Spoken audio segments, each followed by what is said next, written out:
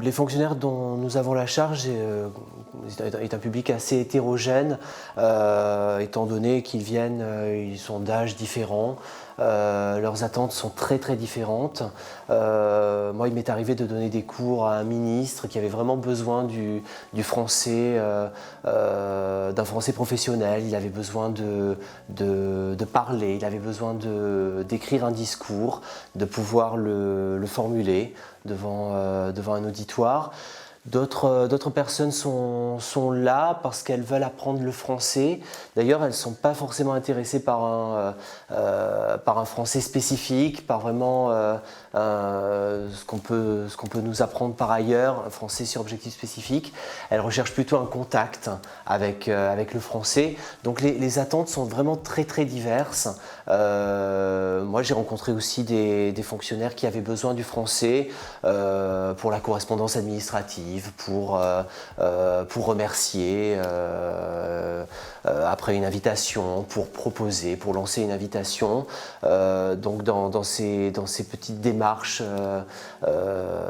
administratives, dans ces tâches, mais c'est vrai qu'il n'y a pas un profil, il y a plusieurs profils. Force est de constater que dans les institutions, l'anglais a beaucoup d'importance, mais le français est important, et moi ils me le disent souvent, pour tout ce qui est communication de couloir, pour sentir un petit peu l'ambiance, pour voir un petit peu, pour percevoir tout ce côté off qui n'est pas traduit, qui n'est pas interprété.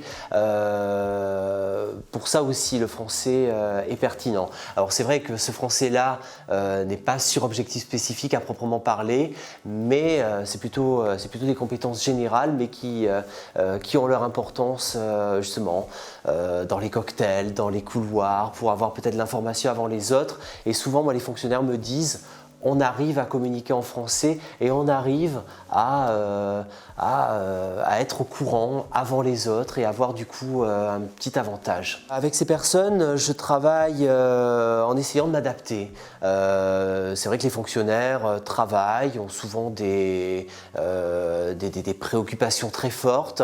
Alors moi, j'ai encore l'exemple en tête d'un ministre qui me recevait 2 fois par semaine très tôt le matin, à 8 heures, quand c'était encore calme, donc loin de l'effervescence, loin de l'ébullition de la journée, et c'était une sorte de parenthèse où on apprenait le français, où on arrivait à se concentrer, à être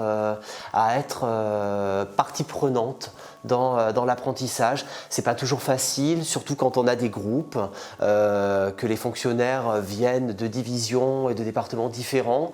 Alors on entend tout d'un coup le téléphone professionnel sonne, il faut s'absenter. Parfois c'est un peu comme au théâtre, hein, on rentre, on sort du cours, on va à une réunion, on en revient, mais il faut s'adapter. C'est vrai qu'on n'est pas à l'école, je ne peux pas non plus exiger des devoirs, une sorte de rigueur dans le travail comme ça.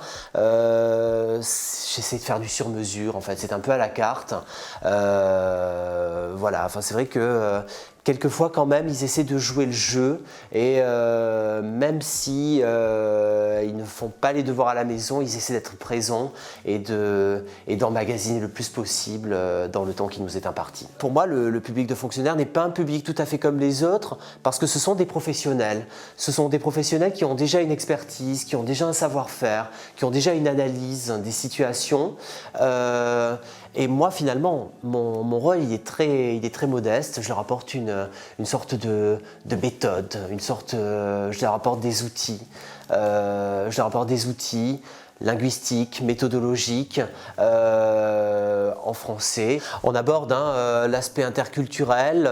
C'est vrai qu'il y a des variantes, des comportements différents, le savoir-faire, le savoir-être qui est très différent en Lituanie, en France, les codes à décrypter. Encore une fois, c'est très important parce qu'ils en ont besoin de ces codes-là pour tout ce qui va être off, pour toutes ces conversations de couloir, pour ces cocktails, ce savoir-être, les remerciements, la posture, même des détails comme les cadeaux, voilà, est-ce qu'on les ouvre immédiatement ou pas. Enfin, c'est vrai que comment on s'adresse aussi, est-ce qu'on féminise les professions, est-ce qu'on dit Madame la trésorière ou Madame le trésorier. Enfin, ce sont oui, des problèmes qui se posent avec acuité.